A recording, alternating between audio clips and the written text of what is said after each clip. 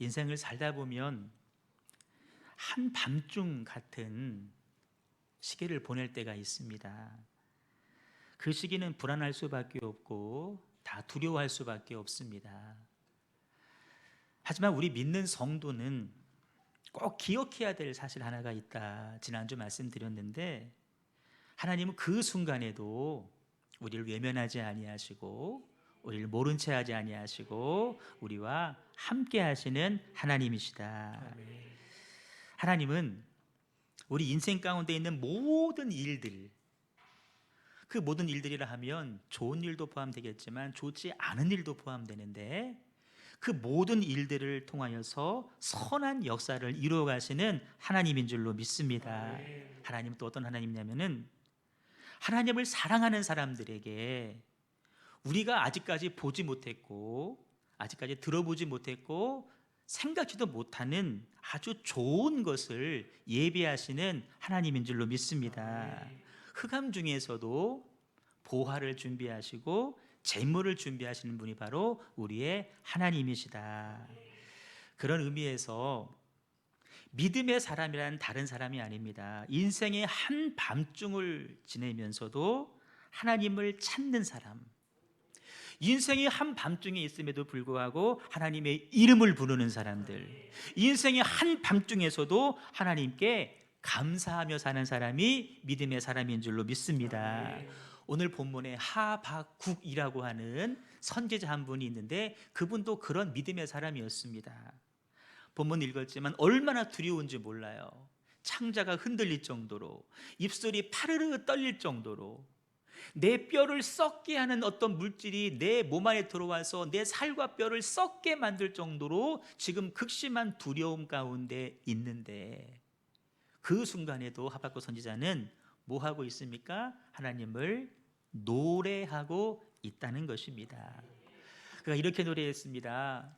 아우, 무화과나무가 무성하지도 못하고 벌써 절망이 나와야 맞습니다. 포도나무에 열매가 없으며 낙심해야 됩니다. 감람나무에 소출이 없습니다. 절망해야 됩니다. 밭에 먹을 것이 없습니다. 좌절해야 됩니다. 우리의 양이 없으며 외양간에 소가 없을지라도 그래야 될 상황인데 이렇게 말합니다. 나는 여호와로 말미암아 즐거워하며 나의 구원의 하나님으로 말미암아 기뻐하리로다. 주 여호와는 나의 힘이시라. 나의 발을 사슴과 같게 하사. 여러분, 사슴의 발 보셨나요? 사슴은 신발을 신지 않습니다. 저 높은 산, 바위산을 막 뛰어댕길 때에도 신발도 신지 않은 그 여린 그 살이 찢어지지를 않습니다. 자갈을 밟아도, 날카로운 걸 밟아도 그 살이 다치질 않습니다. 나를 나의 높은 곳으로 다니게 하신다. 이렇게 하나님을 찬양하고 있다는 것입니다. 여러분, 우리도 마찬가지입니다.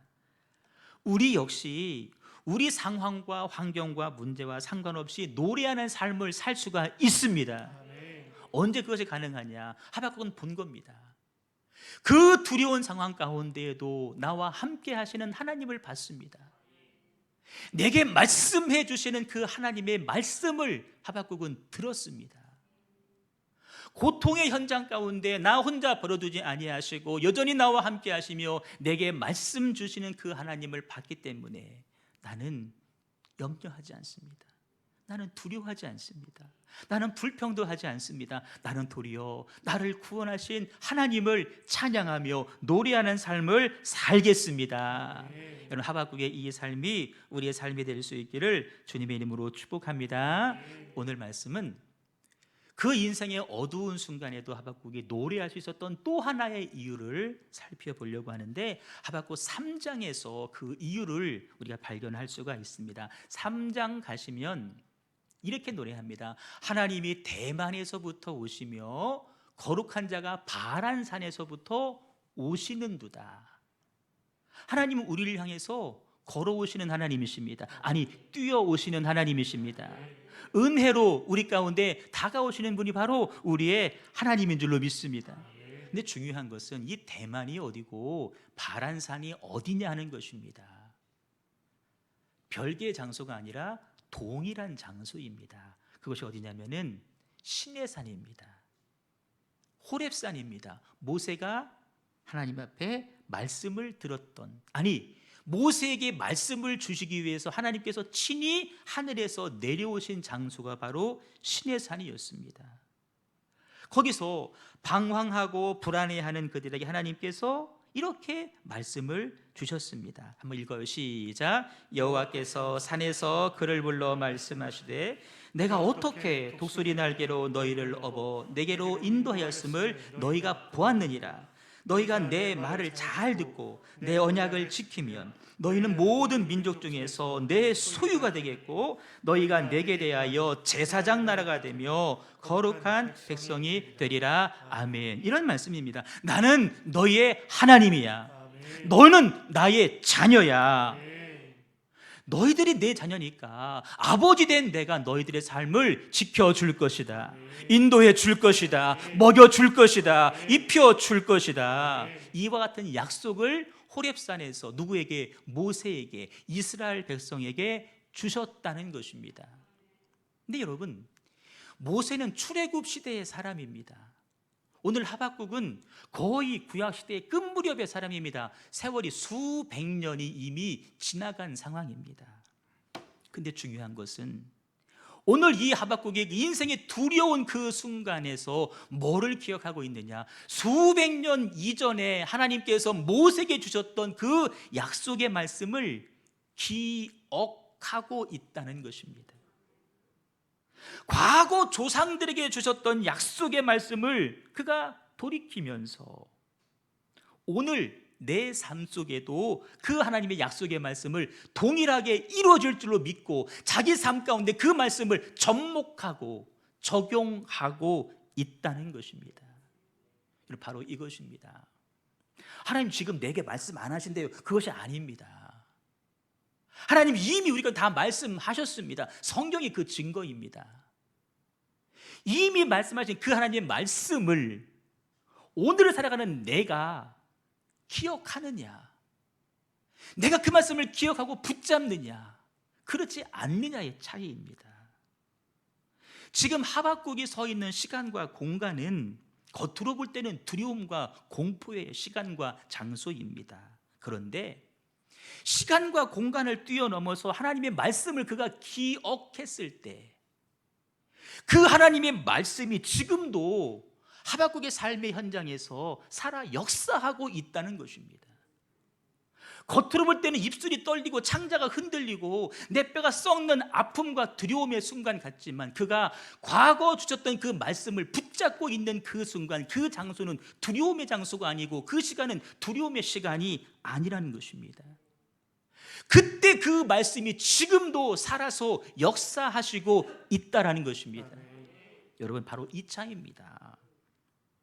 극심한 두려운 순간 가운데에서도 하박국이 노래할 수 있었던 이유는 과거 조상들에게 하신 말씀을 그가 기억하고 있다는 것입니다. 그 말씀이 오늘 내 삶에 역사하도록 하나님 말씀을 기억하고 있다. 과거의 기억을 오늘로 가져오는 힘을 가리켜서 과거 회상의 능력이라는 말로 표현을 합니다. 지난 날들을 돌아보라는 것입니다. 지나온 발자국마다 함께 하셨던 하나님의 위대한 손길을 한번 헤아려 보라는 것입니다. 그럴 때 누구나 다 우리는 이렇게 말할 수밖에 없습니다. 그렇구나, 내가 한 것은 하나도 없는데 다 하나님의 은혜였구나. 나의 애씀과 수고와 나의 노력이 아니라 전부 다 하나님의 은혜의 선물이었구나. 내가 오늘 여기 숨쉬고 살아있는 것도 나에게 생명을 주시고 하루의 삶을 살 수 있도록 허락하시는 하나님의 은혜이시구나. 여러분, 심장이 정지됐는데 다시 살게 하십니다. 그것도 온전한 사람으로. 하나님의 은혜 아닙니까? 하나님의 은혜예요. 내가 한 것 없습니다. 그 하나님이 지금도 나와 함께 하셔서 나를 도우시고 나를 지켜주고 계시구나. 이걸 내가 기억할 때 오늘 어렵고 힘들지만 그 믿음으로 오늘을 견뎌낼 수 있다는 것입니다. 세상적으로 내가 한번 버텨봐야지, 이 악문다고 견뎌지는 것이 아닙니다. 그 하나님의 말씀이, 그 하나님이 지금 나와 함께 하시면서 내 삶을 인도하신다. 이 믿음이 있을 때 지켜지는 건데, 중요한 건 지금 내 삶의 자리에서 말씀이 안 들려옵니다.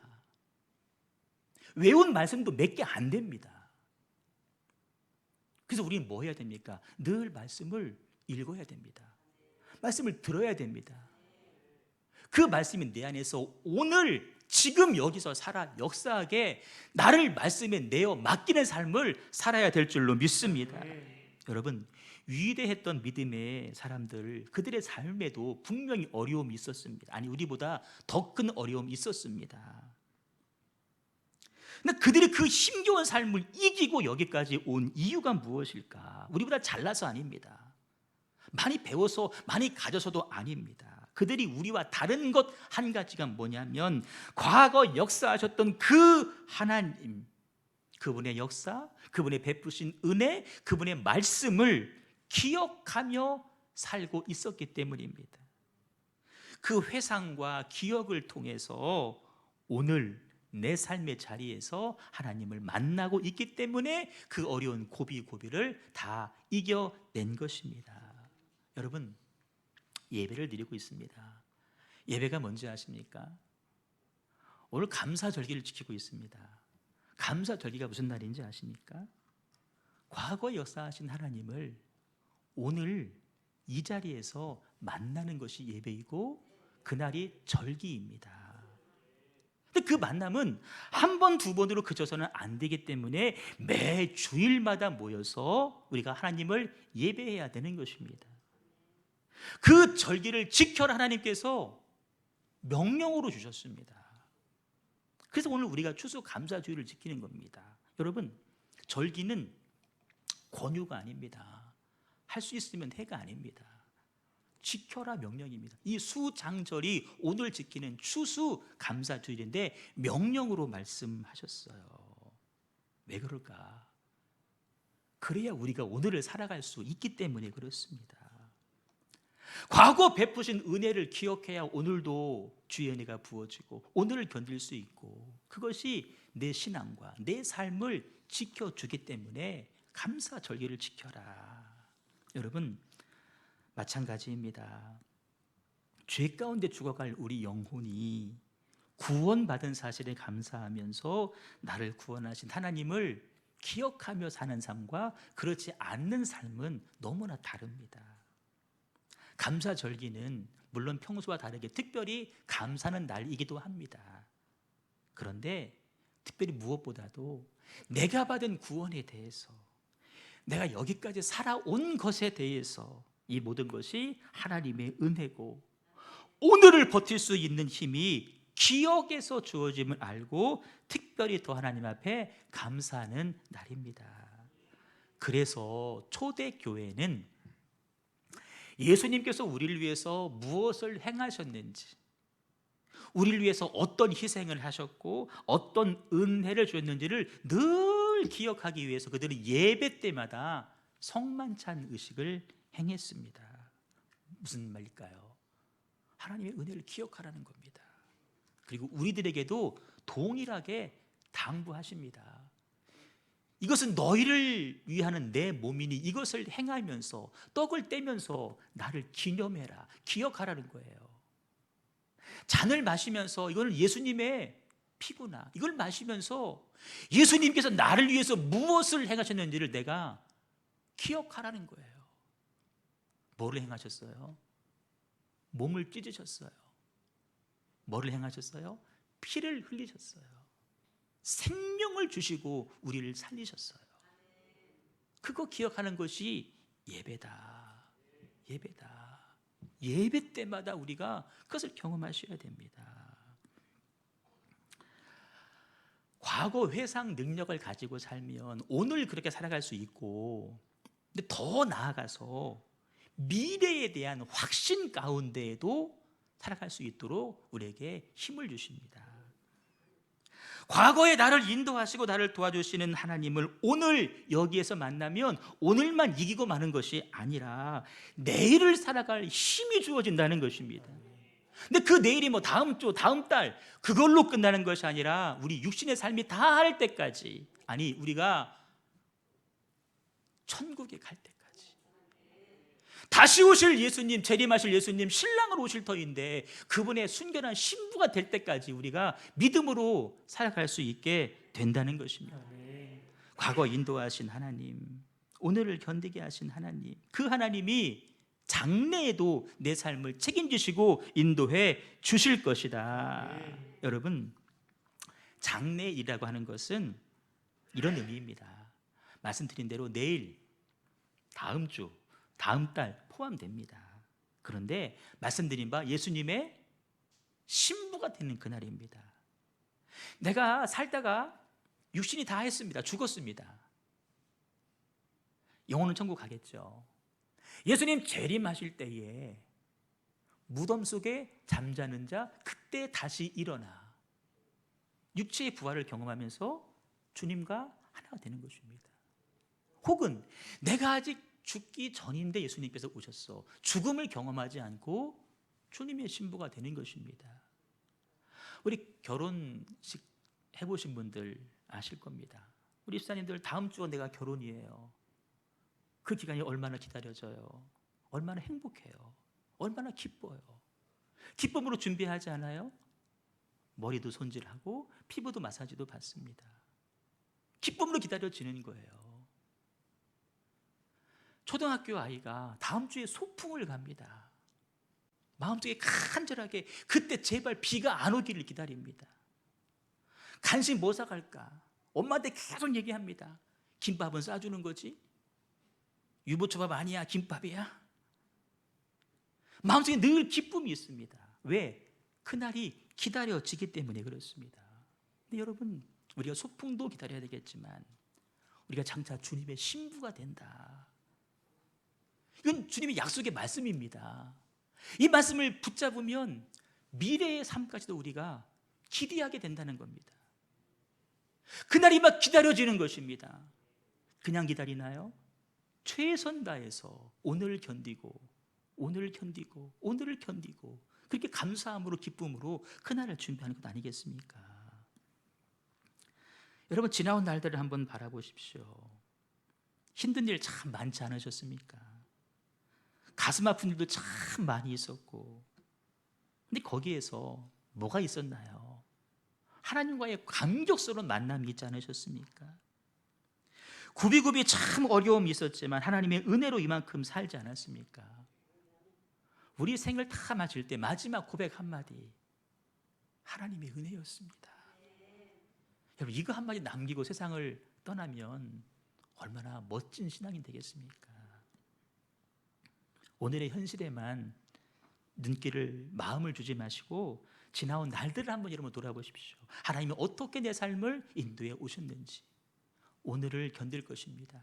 내일을 승리하게 될 것입니다. 오늘 목사님의 간증 하나 소개하고 말씀 마치려고 합니다. 아이들이 있어서 조금 짧게 할게요.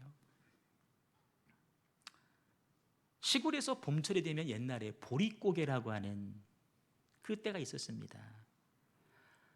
식량 다 떨어지고 이제 6월, 7월 달쯤에 보리가 익어야 또 먹는데 그 공백 기간 먹을 게 없습니다. 그 보릿고개가 되면 애들이고 어린이고 그 마음속에 저 보리가 빨리 익기만을 간절히 기다리는데 이것이 뭐 하루 이틀 사이 익는 것도 아니고 아이들이 학교에 다녀오면 먹을 게 없으니까 배는 고프고 들로 산으로 팍 나가는 겁니다. 목사님 간증이에요. 어릴 적 얘기. 소나무 껍질도 벗겨 먹기도 하고 아직 다 익지도 않은 보리 이상 몰래 꺾어 먹다가 서리하다가 걸려서 뒤지기 혼도 나고 그러다가 6월달이 되면 드디어 보리 타작이 시작이 되어지는데 항상 그때가 되면 교회는 절기적으로 맥주 감사 절기가 다가옵니다. 보리를 추수했습니다. 분명한 건 이거를 다 모아놔도 내년 봄에 또 부족합니다. 그런데 이 목사님의 어머니 봉다리에다가 그 보리를 담아서 아이가 교회 학교 예배를 드리러 갈 때 그걸 들려보냅니다. 맥주절 헌금으로 이 보리를 드리라고 불러 들려보내는 겁니다. 아이들 예배 드리고 이제 막 놀아야지 막 집으로 옵니다. 논길 따라오겠죠. 근데 근데 저만치 언덕백에서 엄마가 보이는데 엄마의 머리 위에 커다란 자루 하나가 보입니다. 역시 보리가 담겨 있습니다. 어머니는 작년 어른 예배에 가시는 거고 애들은 이미 예배드리고 집에 오는 거고, 근데 항상 엄마 옆에 와서 보면은 엄마 눈가에 눈물이 가득히 적셔 있다는 겁니다. 처음에는 무거워서 그런 겁니다. 나이가 드니까 이 목사님이 그 어머니의 마음을 이제 읽게 됩니다. 이런 어머니 마음입니다. 하나님, 이번 보릿고개에도 우리 새끼들 굶어 죽지 않게 하시고 이렇게 지켜주셔서 너무나 감사합니다. 이 보리 이거 별거 아니지만 하나님 주신 첫 번째 올해 열매입니다. 하나님 주셔서 감사합니다. 하나님께 감사의 예물로 드립니다. 이 마음을 가지고 노래하며 찬송하며 어머니가 그 머리에 짊어지고 언덕길을 넘어오신 거예요. 그거 다 먹어도, 다 모아놔도 내년이면 또 배고플 우리 아이들 들로 산으로 또 내몰릴 텐데 그거와 상관하지 아니하고 눈물의 감사를 드렸던 어머니의 모습이 이 목사님이 기억이 난다는 거예요. 목사님이십니다. 당신의 교회를 목회를 하면서 그 어머니를 기억하고 지금 오늘날 현대 교인들의 모습을 바라보면서 목사님이 마음이 아팠다라고. 왜 오늘을 사는 현대인들은 왜 그런 감사를 잃어버렸을까? 왜 그런 마음을 다 놓쳤을까? 여러분, 우리 부모님 세대, 우리 믿음의 선배들은 그렇게 감사했고 그렇게 하나님을 섬겨왔습니다. 오늘 우리가 그들의 감사를 흉내낼 수 있나요? 오늘 우리 가운데 어려운 사람들이 전혀 없는 것은 아닙니다. 하지만 보릿고개가 우리들에게는 없습니다. 저 아이들 학교에서나 배우겠지 모릅니다. 저도 모르죠. 그렇다면 우리는 더 잘 섬겨야 되지 않겠습니까? 예배의 시작이 어디일까? 감사의 시작이 어디일까? 찬송의 시작이 어디일까? 헌신의 시작이 어디일까? 지금까지 지켜주신 하나님을 만나는 것에서부터 시작이 되는 겁니다. 누가 나를 이날까지 살게 하셨고 누가 나를 이날까지 인도해 주셨는지를 아는 것에서부터 시작이 되는 것입니다. 늘 가지고만 살았던 사람들은, 늘 배가 부르기만 했던 사람들은 감사를 잘 모릅니다. 그의 삶에 가슴 벅찬 예배가 존재하기란 참 쉽지가 않습니다. 하지만 믿음의 선배들은 아무것도 없는 가운데서도 늘 예배를 드렸고 감사로 예배를 드렸습니다. 흔히 사람들 넉넉해지면 하나님을 잊어버린다고 합니다. 조금 넉넉해지면 교만해진다고 합니다. 그러나 진정한 하나님의 백성들은 그렇지 않습니다. 그들은 오히려 이렇게 고백합니다. 아무리 없는 형편 삶 가운데에서도 왕이신 나의 하나님, 내가 주를 높이고 내가 영원히 주의 이름을 송축하겠습니다. 하나님은 지금도 일하고 계시는 하나님이십니다. 내가 평안할 때도 하나님은 일하고 계시고 내가 고난의 때에도 하나님은 일하시는 하나님이십니다. 우리가 형통할 때도 일하시는 하나님이시고 내가 실패할 때도 하나님은 정확하게 일하시는 하나님이십니다. 오늘 하박국이 그 하나님을 발견했습니다. 그 하나님을 봤습니다. 그 하나님이 지금도 일할 것이다. 하나님을 기억하니까 지금 상황들이 문제로 보이지를 않는 겁니다. 두려워할 상황이 아니라고, 도리어 노래할 때라고 이야기를 합니다. 아마 대부분 여러분들의 삶이 한밤중에 계실 거라 생각됩니다. 어떻게 하겠습니까? 내가 내 환경을 내 힘으로 바꿀 수는 없습니다. 대신 할 수 있는 것은 있습니다. 감사하며 살기로 마음을 먹는 것입니다. 하나님 바라보기로 마음 먹는 것입니다. 그럼 우리도 노래할 수 있습니다. 나는 여호와로 인하여 즐거워하며 내 구원의 하나님으로 인해서 기뻐하리라. 여러분, 하나님 오늘 우리들에게도 하나님 때문에 감사의 노래 부르는 그 사람을 찾고 계십니다. 구원의 은혜에 감격해서 예배하는 그 예배자 한 사람을 지금도 간절히 찾고 계십니다. 젊은 날에 그렇게 살고 노년에도 그 믿음으로 살기를 하나님은 간절히 원하십니다. 오늘 바라기는 저와 여러분들이 나는 어떤 상황 가운데서도 하나님을 신뢰합니다. 나는 어떤 형편에도 하나님을 기억하겠습니다. 이 고백, 그 고백에서 나오는 힘으로 오늘을 잘 견디시고 앞으로도 있을지 모르는 어려움 가운데서도 믿음과 소망으로 승리하시는 저 여러분 꼭 되시기를 주님의 이름으로 축원합니다. 우리 찬양하겠습니다.